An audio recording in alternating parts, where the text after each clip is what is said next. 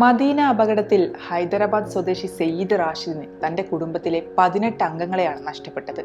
November 9 ഉംറ തീർത്ഥാടനത്തിന് പുറപ്പെട്ട തന്റെ കുടുംബാംഗങ്ങൾക്ക് ഹൈദരാബാദ് വിമാനത്താവളത്തിൽ വെച്ച് യാത്രയപ്പ് നൽകിയ സെയ്ദ് റാഷിദ് ആ നിമിഷങ്ങൾ തങ്ങളുടെ അവസാന ഓർമ്മയായിരിക്കുമെന്ന് സ്വപ്നത്തിൽ പോലും കരുതിയില്ല.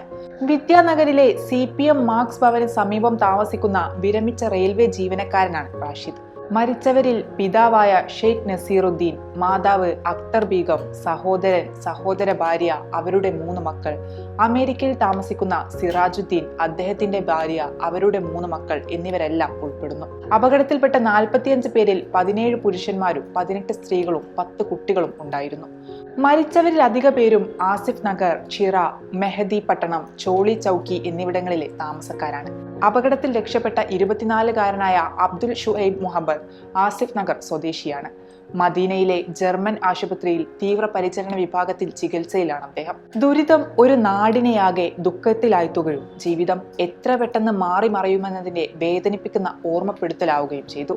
ദാരുണമായ സംഭവത്തെക്കുറിച്ച് സമഗ്രമായ അന്വേഷണം നടത്തണമെന്ന് മരിച്ചവരുടെ ബന്ധുക്കൾ അധികൃതരോട് ആവശ്യപ്പെട്ടിട്ടുണ്ട്.